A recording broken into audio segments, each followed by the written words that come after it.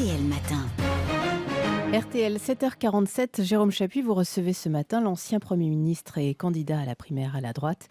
C'est François Fillon. Bonjour François Fillon. Bonjour. La loi travail, Manuel Valls n'a donc pas attendu pour recourir à l'article 49.3. Il a d'une certaine manière suivi vos conseils puisque ça faisait des semaines que vous disiez que le gouvernement ne devait pas céder. Est-ce que vous êtes satisfait ? Oui, il a cédé surtout depuis des mois et cette loi travail, c'est vraiment le symbole du quinquennat de François Hollande. C'est imposture et incompétence. Imposture parce que le président a été élu sur un programme de gauche et en niant la crise et qu'il vient aujourd'hui essayer de nous présenter des lois plutôt libérales, mais évidemment avec une majorité qu'il ne suit pas. Et incompétence parce qu'il n'a cessé de négocier depuis le début de la mise de cette loi sur la table de travail du gouvernement, avec tous les partenaires, les syndicats, la majorité, et à la fin, il a ouvert une boîte de Pandore qui n'arrive plus à refermer. Ce texte ne sert plus à rien, il est même extrêmement nocif sur beaucoup de sujets, mais il symbolise l'impuissance du président de la République. Alors, impuissance, imposture, inconséquence, ça ne mérite pas une motion de censure de la part de l'opposition, ça ? Non, parce que la motion de censure, on l'a déjà déposée en première lecture. Le Sénat a fait un travail qui aurait pu permettre au gouvernement de s'appuyer sur une majorité différente, y compris sur les voix de ceux d'entre nous qui étaient prêts à voter ce texte, parce qu'il y avait des avancées dedans qui auraient pu être intéressantes. Maintenant, c'est une affaire entre la gauche, c'est une affaire à l'intérieur de la majorité dont on ne veut pas se mêler, ça n'a aucun sens. Ça veut dire que vous ne voteriez pas une motion de censure de gauche, s'il devait y en avoir une, on saura ça dans la journée. Non, je pense qu'aujourd'hui, le problème n'est plus là. Le problème aujourd'hui, c'est de changer de président de la République. Le problème aujourd'hui, c'est de changer de politique dans le pays. Il n'y a plus aucun espoir pour que François Hollande trouve des ressorts qu'il n'a jamais trouvés depuis 4 ans pour redresser le pays. Donc maintenant, il faut vraiment tourner la page. Ce qui s'est passé hier, selon vous, c'est l'épilogue politique du quinquennat de François Hollande. Oui, je pense que c'est un quinquennat qui commence avec Leonarda et ça se termine avec la loi travail. C'est un président de la République qui ne prend pas de décision, qui se laisse imposer les choses par les événements. Et il y a un événement peut-être encore plus grave que la loi travail, c'est l'abandon annoncé des 50 milliards d'économies. On va en parler juste sur ce... C'est la même veine, au fond, c'est la même impuissance, c'est la même incapacité à régler les problèmes. On va parler des finances publiques. D'un mot, parce que sur cette question, il y a un débat, notamment à gauche, sur le recours au 49.3. Il se trouve qu'un membre du gouvernement, Thierry Mandon, dit ce matin dans l'Express qu'il est favorable à la suppression de l'article 49.3. Est-ce que c'est votre cas ? Non, je crois que le 49.3 n'est pas le sujet. Le sujet, c'est le président de la République et son incapacité à régler les problèmes. Le 49.3, c'est un moyen pour un gouvernement et un président de la République légitimement élu de contraindre une majorité qui ne voudrait pas le suivre ou de gouverner le pays dans une situation où on n'a pas de majorité. Le 49.3, c'est pas le problème, le 49.3. Le 49.3, j'entends dire, c'est le déni de la démocratie. C'est absolument faux. Le président de la République a été élu démocratiquement, donc c'est pas le sujet.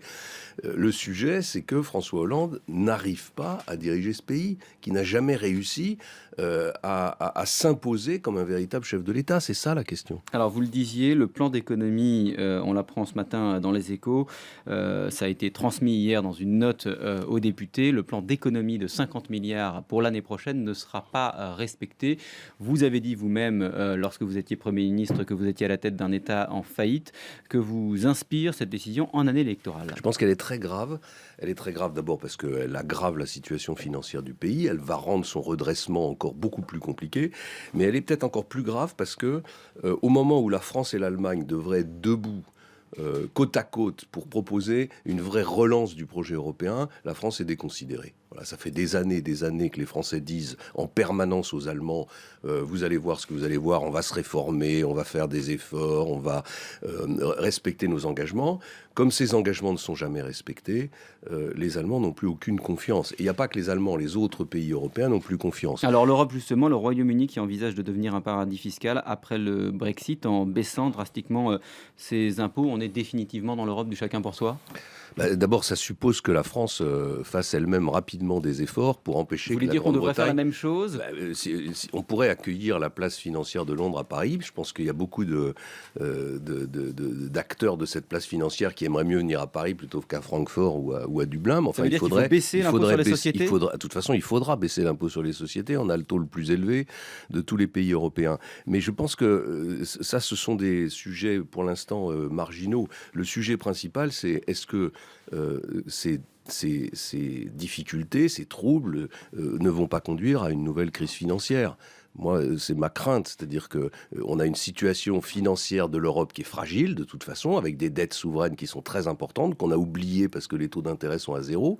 Le Brexit vient ajouter une incertitude à cette situation, et donc il y a un grand danger pour la zone euro, pour l'Europe tout entière, d'être de nouveau prise dans une crise financière. En tout cas, vous n'en voulez pas à la Grande-Bretagne, au Royaume-Uni, de ce que d'autres l'accusent de dumping fiscal.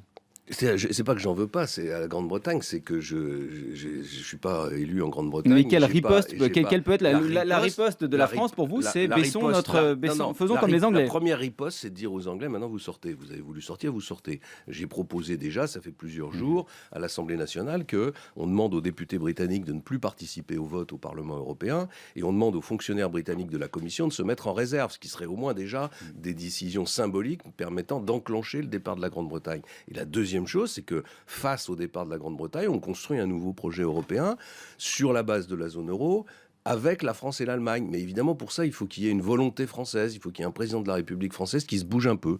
Alors, une question dans l'actualité de ce mercredi, c'est aujourd'hui la fin du Ramadan. C'est aussi hier, c'était les résultats du bac, le début donc aujourd'hui des oraux. Est-ce qu'il faut permettre aux élèves musulmans concernés par les oraux de rattrapage de reporter leurs épreuves à demain, après la fête de l'Aïd el-Fitr, dont on rappelle qu'elle est l'une des fêtes les plus importantes du calendrier musulman? Mais évidemment, c'est une tradition française depuis toujours.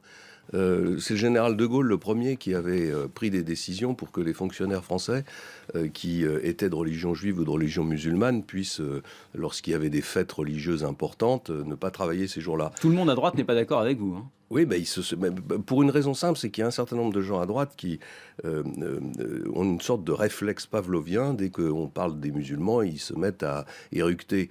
Ils devraient faire attention parce que les principaux bénéficiaires de cette mesure, que j'avais moi-même prise en 2004, ou en tout cas poursuivie en 2004, quand vous étiez ministre de les l'Éducation, principaux bénéficiaires, c'est pas du tout les musulmans, c'est les Français de religion juive, qui sont très intransigeants sur la question des fêtes religieuses.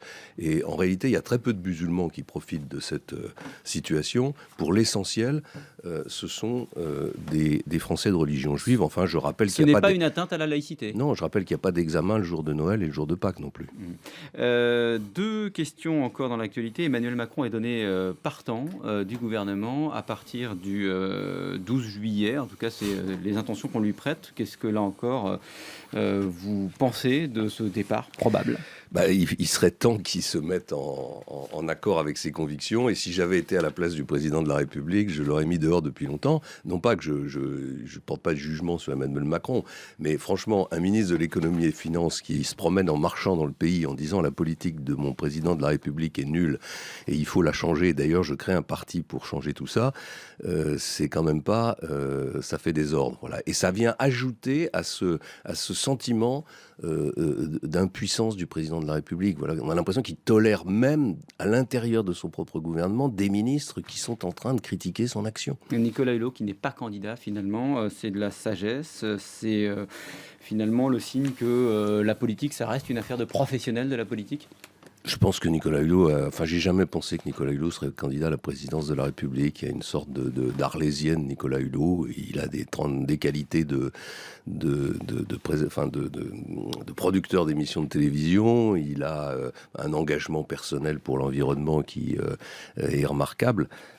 Mais ça suffit pas pour être élu président de la République. J'ai une toute dernière question. Il se trouve que le Canard enchaîné a 100 ans aujourd'hui, qui ne vous a jamais épargné, ni d'ailleurs toute la classe politique.